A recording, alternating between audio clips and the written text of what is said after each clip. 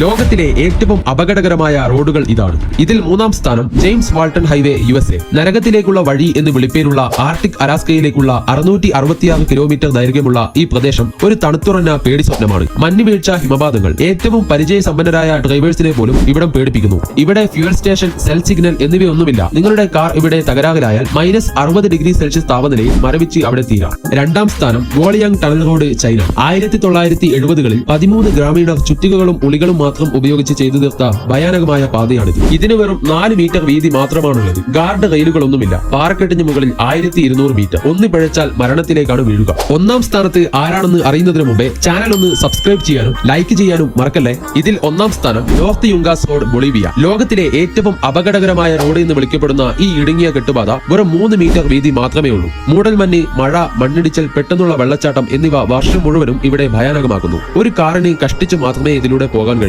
ഇതിലൂടെ ഒരു ഡ്രൈവ് പോകാൻ നിങ്ങൾക്ക് ധൈര്യമുണ്ടോ? കമന്റ് ചെയ്യും.